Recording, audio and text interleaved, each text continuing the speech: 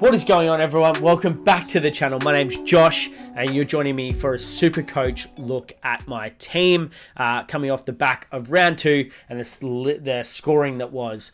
As you can see, we're going to jump on over in a second. But first off, if you haven't met me before, if you're new to the channel, my name's Josh. I've been playing SuperCoach now for 1 year after making the move over from fantasy. I played AFL Fantasy for about 3 years, 4 years, something like that, and love it. Love the community. I'm over on the socials, trying to get involved over on Twitter and whatnot. But if you like the video, please don't forget to give it a like and subscribe if you're new here. Let's build this community out. It helps a growing channel. But let's jump into the round that was and have a look at how the scoring went. So we're in the home here for the young and the gold. We scored 1987, which was awful in comparison. Par was 2050, so bang average. And we're up to 39,000 now in terms of our ranks, up from 51. So look, not the best start to the season that was, but we aren't really going to see a proper shakeout in terms of the actual, how would you say?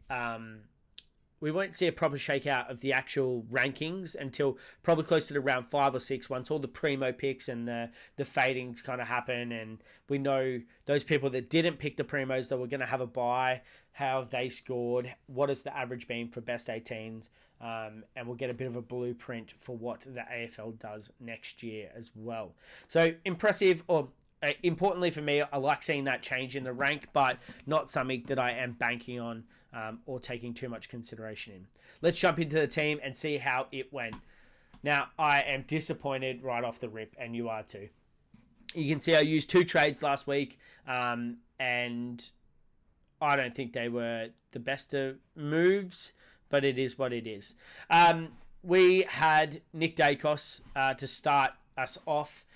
He was my VC. He's priced at $627K after dropping $22,000.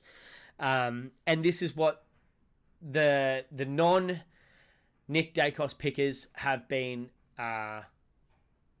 wanting. But they thought it was going to come with a Finn McGuinness tag, and it's come off the back of what was just a nothing performance. 54 is just killed it for Daicos. He's now got a break even of 167.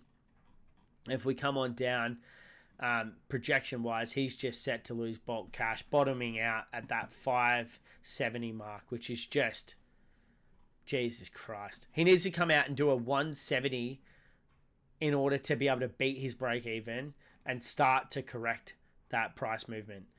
He's going to be so cheap for those people that faded, and just that was just hard to watch. But what was lovely to see was Windhager back in there, just absolutely smashing it. Except Windhager, I think, if we just bring up his Marcus Windhager, he's 323K, break even of 15. This game was interesting because what's his name? Brad Crouch wasn't in the team, so this isn't probably his standard, but he scored quite well. A 104. Has that 5 break even or 15 break even. He's probably going to continue to beat that and make some cash. So he's an option, probably someone that's a little bit awkwardly priced though with that $323,000. So stay tuned on that, but someone to look at. He killed Daicos, and he wasn't even doing a run with job. So interesting to see. We then moved into Sheasel at 113. Actually really like this from him. Pretty consistent in terms of what he's doing. He hasn't played the 3 games, so no price movement for him, but has a break even of 72, which you'd think he'd hit.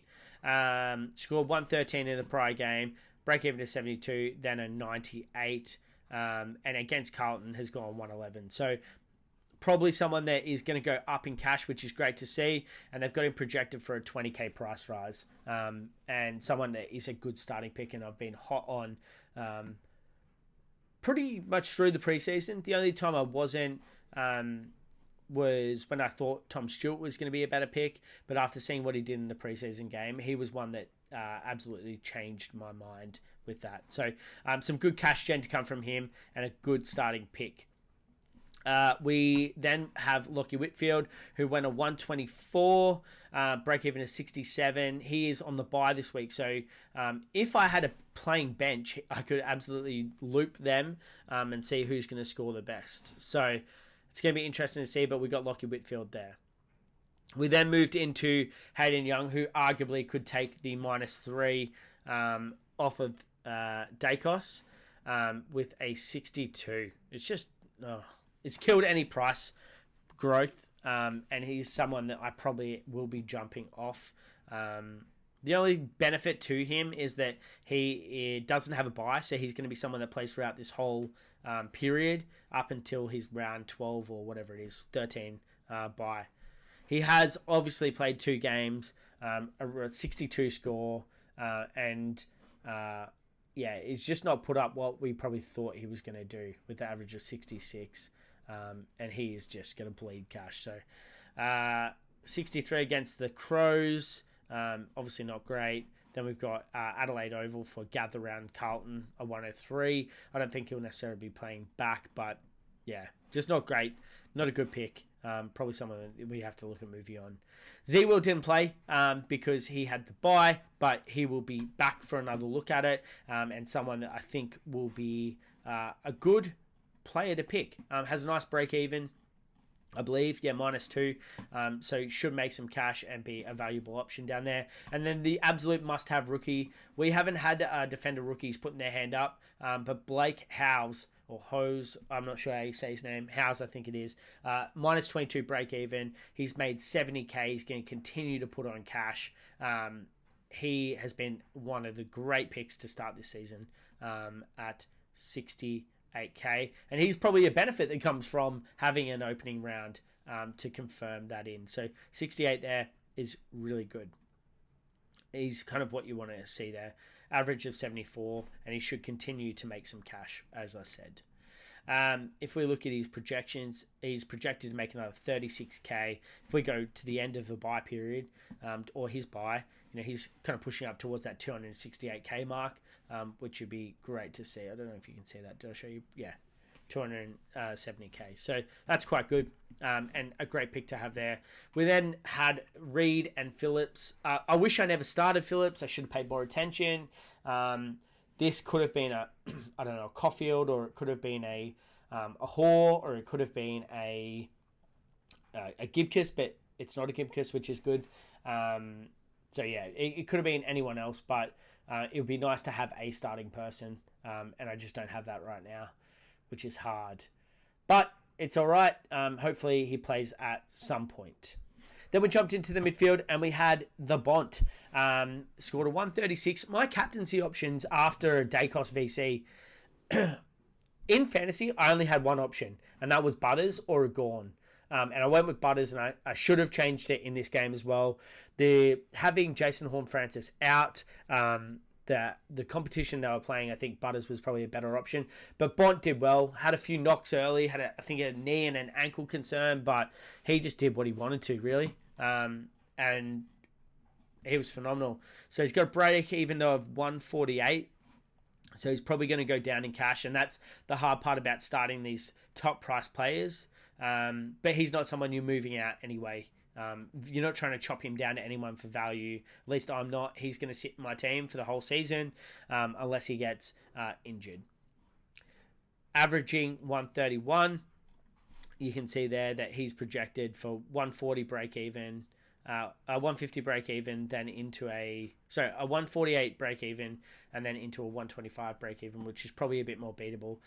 He does have West Coast, so look, it could potentially happen, but it's just a high mark. A West Coast, then a Geelong, and then an Essendon, all giving him a bit of a projection of making money.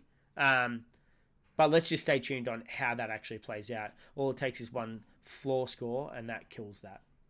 Then we had Zak Butters, who, again, was just phenomenal in the game. He took on a dilapidated Richmond midfield and just scored phenomenally. 175 is really impressive, and he's showing that, when he gets a run at it in the middle the whole season, he's looking like a great pick, and 20% of teams have taken advantage of that. I wonder if we can see the breakdown of his actual stats. How would I do that? Here we go. Fantasy stats. So he had 15 kicks, 19 handballs, 7 marks, 1 tackle, and 3 free kicks against. And then he had 1 goal as well. So all led up to a great performance from Zak Butters, and definitely someone that should be in your starting team, but may not be. So someone to look at.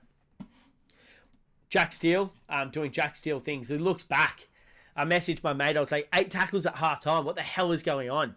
And then he got 3 for the rest of the game. So this could absolutely have been a much bigger score.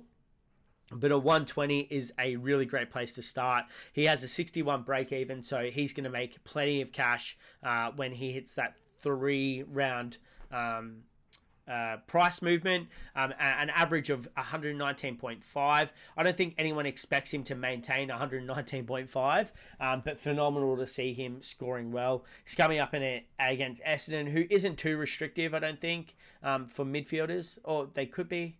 No, I don't think so. And then a Richmond who is absolutely run down. He should feast there. And then a Giants as well. So that could be a little bit more tougher of a run. But yeah, no, doing phenomenally well there, which you'll love to see. He's projected to make cash through the next 2. But I definitely think a 95 is probably a bit conservative against Richmond, and a 103 even. That could easily be a 30k price rise and potentially another 30k there. So stay tuned on that. But absolutely love having Jack Steele and one of the better preseason picks. Nick Martin, we talked about him last week. Look, he's definitely improved his scoring. That 63 to start with and then to a 93. He cleaned up his disposals a lot more. With Martin, what a lot of he's trying to do is do those short 45 kicks, pick that zone apart, and then make the run to get the ball back, and he just isn't getting it. So if he can get some more of those give backs, then that'll probably increase his scoring there and give us a absolutely... what would you say? A much better ceiling from Nick Martin, because he has it in him. If we look at the fantasy stats, or the match stats rather, we can see here 20 kicks against Sydney, 11 handballs, 4 marks. So probably wants to chip it around a little bit more, get a little bit more of that footy. But also he's moving the ball forward. I think as well, we spoke about, he was trying to really pick apart the zone. Sometimes you just got to boot it long until to the contest and try and just get some meterage. So he could do well there. What's hard is that he does have a 63 into his price movement. And when you look at his projections here, he's projected to go down because his break even is so high. So look, can he score 120? Maybe. Maybe he can. But he's still been an okay pick, and I think he's someone that I'm going to stick with. We then come over to Ollie Wines. Look, Wines is one of those picks where I almost traded him out last week, honestly. I sat there and I was like, I'm going to get rid of this bloke. In AFL Fantasy, I went with more value and I actually picked Matt Crouch. I wanted Matt Crouch in SuperCoach, and I still went with Wines instead because of the role that I thought he was going to have. I think in this one as well, if we look at CBAs, I've got here Port. Where's PTA? Oh, this is Port.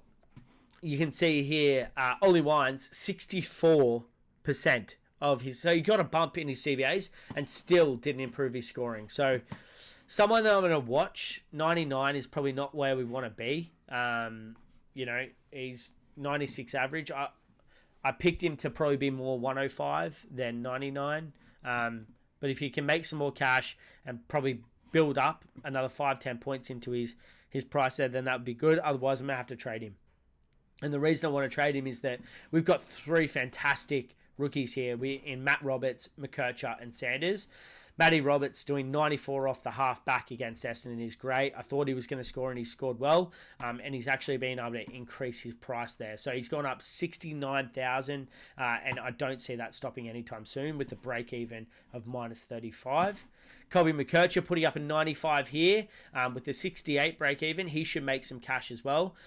He does have He had a slightly less round, 88, and then into a 95. If he can continue around that point, he's going to be a great pick for us and someone that can sit in that midfield for a little while we save our trades. And then you've got Riley Sanders, who played a full game and scored 99 as well. Great to see here that, Bevo, he's kind of stuck it to him, stayed out there and scored nicely. 2 games now with a 71 average. He has a minus 37 break even, so should make cash moving forward. And they've projected him out at 48 points. I think you're going to double that at least, and he's going to be around that 90 mark. And if you do that, that's another 60k in price. And then the week after, another 60k as well. And I think that is absolutely doable against West Coast and Geelong. Geelong, obviously, they have who we can talk about. I traded out Jai Clark this week. He was in the team. He's probably going to feature there a little bit more because Patrick Dangerfield, I think, has some hamstring awareness maybe. You saw him talking to the doctors or the physios on the sidelines. And if that's the case, Patrick Dangerfield was the highest CBA getter, and it will have to go to Clark. But Clark just, he wasn't really on it, was he? Let me see if I can bring up his profile here for you. Clark. No, not Jordan Clark. Jai Clark. So 123. What do you have? Fantasy stats. Scored a 60, 7 kicks, 6 handballs, 2 marks and 3 tackles. So he absolutely could do better than that. Just probably not what we wanted from a rookie. And he really needs to stand up if Patrick Dangerfield is out. And he probably will get that opportunity because he is in the middle. But being in the middle apparently hasn't given him the license to go bang. We then went into Lazaro on my bench, Wilson and Sharp. Sharpie with the 63 is my emergency. Rookie roulette, I ended up coming out ahead here. I like getting Sharp in. I think that really helps because he's got a good buy. He's going to have coverage for some of these blokes if they are on buy, like a Matty Roberts there. But a 63 from him, we probably want to see that a little bit higher. I think if you have a look at this one as well, minus 63 break even, so he'll still make cash. But if we look at his stats, 11 kicks, 2 handballs, 8 marks. So the 8 marks need to keep going. He scored a goal. So you probably want to get a little bit more of the kicking out of him, start to be used a little bit more. But he's projected to make that, 45k, 46k almost. On that minus 63 break even. So hopefully it goes well and can continue to make some cash there. Darcy Wilson looked good. Probably, will be better for it. Just another look. But still has that minus 51 break even. If we have a look, I wonder if I turn this on. You can see here, yeah. So minus 63, minus 51, minus 5 for Lazaro. Lazaro is probably on the chopping block for me, just with some of the moves that I want to make. But I may not make trades this week. I'm just not sure. I'll have to have a look at it. We then go to the ruck line, and we kept Max Gawn and Brodie Grundy as the 2 reliable, so 113 and 99. In this one, in SuperCoach, I did not trade out Grundy and bring in Jerry like I did in Fantasy. So let's have a look and see how Tristan Sherry went. What did he score? 108. So he scored 9 more points. He has not had a price movement actually yet though. Sherry, which is good. He will go up a fair decent chunk though, because if you look at his price movement, he's projected to go, I reckon he's going a 100 at least against Carlton. And so he is, going to be probably around that 99. I'd say he's probably going up maybe 50, 60k, 50k probably, you'd say. So look, there's absolutely a chance that not trading him, Grundy down to Sherry was a bad decision, but it is what it is. Naismith is my R3. Obviously, he's just sitting there, a bit of a loop option. He'll be handy come later in the season. In our forward line, we had Sam Flanders, who's on a bye this week. He had his price movement, though, went up 34k and scored a 102. So pretty happy with where he's at with that. something that we obviously want to continue to look at is the value. We want it going in the right direction. So with his break even at 69, he should be able to achieve that and continue to make money. So he'll be good coming off his bye, but someone that you can look at coming off his bye, bring him in next week. We went to Zach Fisher, who had a better game this week. So obviously has that 101 in there now. Did have a 75, has a 75 average, but what he scored in round one, 50. So doubled his score, and we thought he'd be better at it for another look. And in the Marvel turf, so he absolutely showed up there. So 101, and that's kind of corrected for him. He should still make some money. He's got a break even of 63, so he should beat that, and hopefully he can start to build some more cash. The forward line is interesting. I went Flanders. I probably should have been bringing in Heeney and not going against him, because he absolutely tore Essendon up and was phenomenal. And boy, have I heard about it from my mates who I do the podcast with, which if you haven't listened to, it's over in Apple Music, Apple Podcasts, and in Spotify. It's called the Lockout Podcast, and we look at everything AFL Fantasy and SuperCoach. But yeah, boy, I copped it about him, about Heeney. I copped it about Luke Jackson, because I just didn't think that was going to be good. So Darcy, Shrek, if you could get your way back into the team this week, that'd be greatly appreciated. Mills, if you want to come on into the team. Taylor Adams, welcome back if you can. And also Luke Parker, where you at? Because I need Heeney and Jackson to stop scoring. Otherwise, this is season over for me. So I went with James Jordan in the third option there. He's had his price movement. It looked good. I liked his goal. He's got a break-even of a 9. I think he absolutely will be able to make some more cash and still work really hard to improve.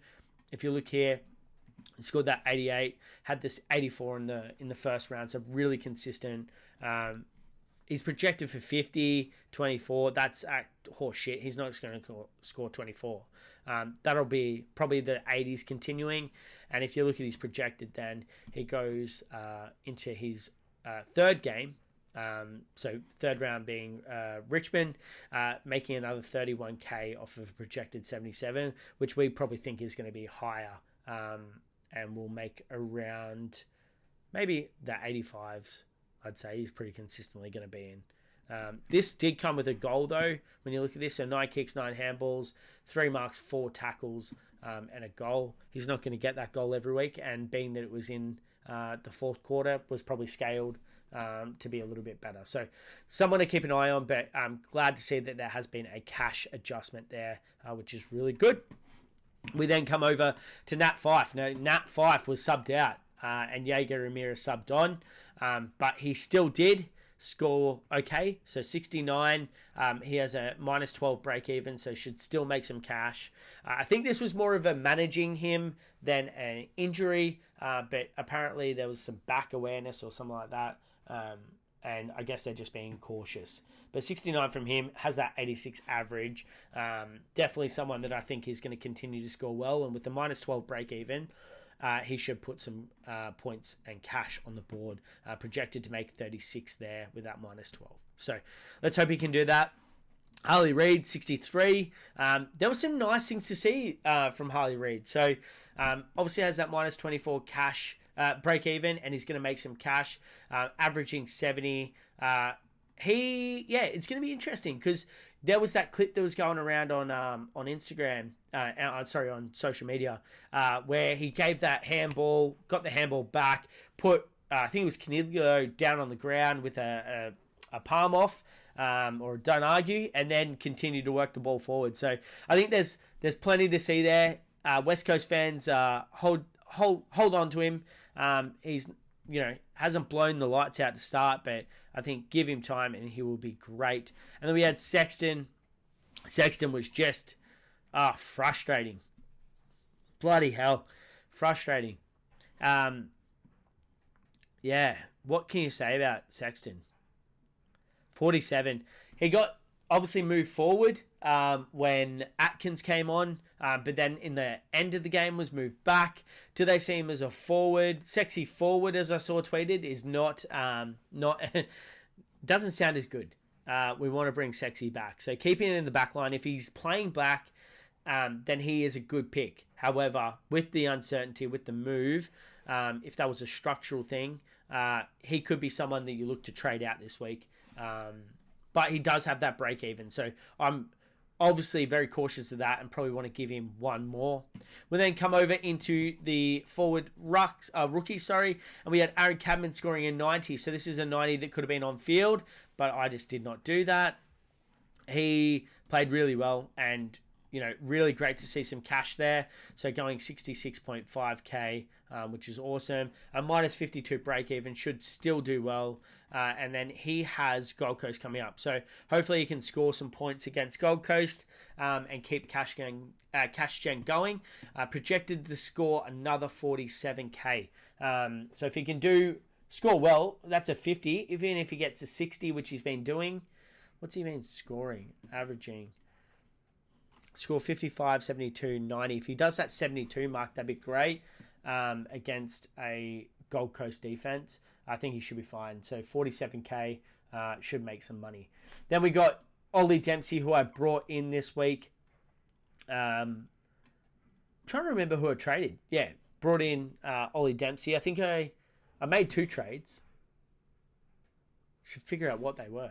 I think Ollie Dempsey was good to see him out there. I think he played well. He hasn't had that price movement yet, but has a minus 71 break even. So he's bound to make cash, and that's really why I wanted him. I think the first early rounds, you listen to Selby, he says fix-ups are the name of the game, and then you want to go in. So making sure you get the right rookies. I feel like I've got the right rookies here. I just need defensive rookies, but there are none, so we'll bear with. And now it's about correcting the mid prices that haven't fired. So that might be a Nat Fyfe if he's going to be subbed off all the time.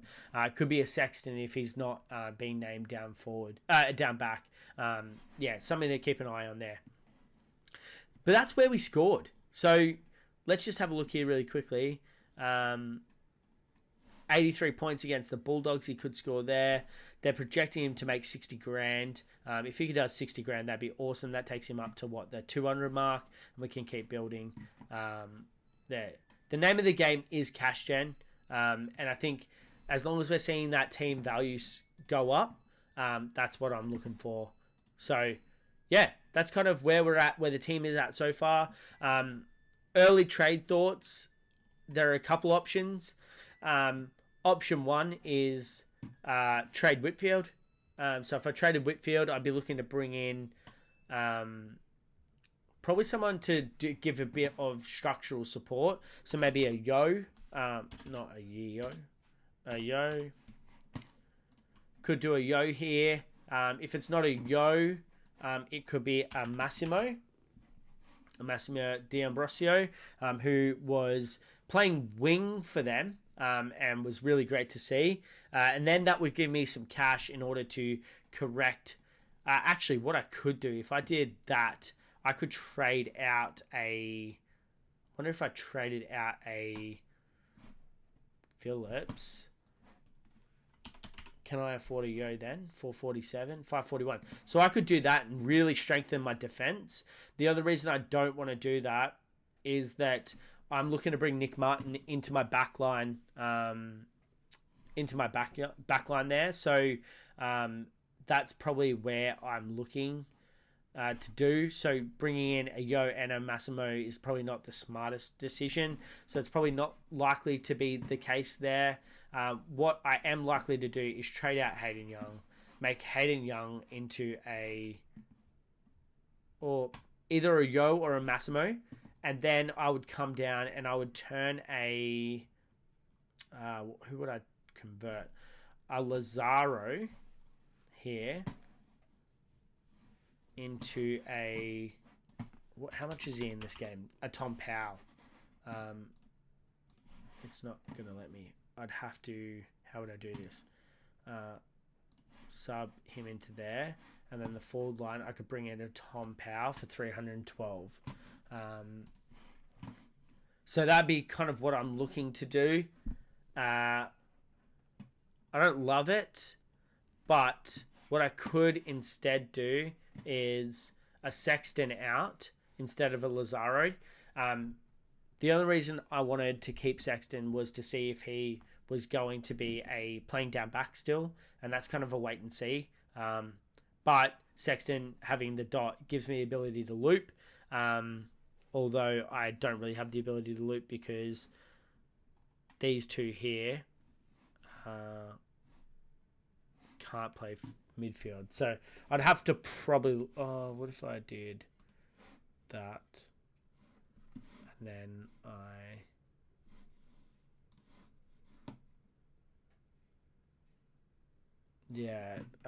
no, I'm not doing that. Yeah, wow. Okay, we'll have to suss that out. Jesus, that's really thrown me through a loop. Let's get Reed back on there. So yeah, that's probably how I'm going to structure up what I'm going to look at doing. You can see here, most traded out is Zach, Reed, Sexton, Martin. So Martin, we've had 3,000 people trade him. Sexton, 4,000. Reed, 4,000. Grundy, 1,600. Daicos, so people making the move on Daicos. You're locking in that score. That's the only thing. So if you trade him, you're locking in the loss in cash. You're locking in the score. What are you really getting out of that? Who are you correcting to? It could be a Luke Ryan. So you can see here, Luke Ryan's been traded in by 4,000 people. He scored well. They're dilapidated. They're depleted down there. So he could continue to score well and be an option. Nasiah Wanganeen-Malira, also an option. Pink was someone I was thinking of trading out Reed for. So that could just be an easy fix-up trade. Or I could try and get to Massimo. But with that, I probably need 2 trades, I reckon. Unless I do undo. Let's just see if we can do this. If I go a trade, because I got 118k. Oh, can I get him? Oh, I could just do that. If I just did that, that would give me cover there. Roll with the Hawk Boy. Then I've got Massimo. Has he had a price movement? Did I say? No, he hasn't had a price movement yet either. So that might be the time to do it. Show that it's consistent. 87. Average 104. And then if I trade... Oh, that means I can't do Tom Powell though. Can I? Unless I trade Fyfe. How much was Powell? 312, I think. 312, yeah. So I'm 10k short, or 12k short. So I wouldn't be able to do that. I wouldn't be able to do that without doing a boost, which I don't really want to do. Anyway, early thoughts are that it's going to be... I'm going to undo this so that way it's not sitting there. I'm trying to bring in a Massimo D'Ambrosio as well as a Tom Powell. I think both of them had phenomenal games and will continue to do so. I think there's price movements that I can take advantage of. So that'll be really interesting to see. What I could look at doing is I could look at bringing in a Go and getting rid of a Whitfield or a Young. Maybe a Whitfield now that he's had his price movement. But they're early thoughts. I'll tweet it out. I'll let you know exactly what I'm doing. I might make a video later on in the week looking at trades as well, just to update you all on. But thank you for watching. If you made it this far, I really appreciate it. Thank you for being here. If you're new to the channel, if you're coming across it, share it with a friend. Hit the subscribe button. Really want to make this about providing value out to you as listeners, as watchers. And yeah, let's support each other. This community is so great and so supportive. I'd love to see the support on this video. So thank you for watching. As always, we'll see you in the next one. And one last thing I'm going to ask from you is let me know some trades I should be looking at in the comments. Are there ones that you're considering? What are you thinking? Let me know in the comment section below. But as always, thank you for watching. We'll see you in the next one. Peace.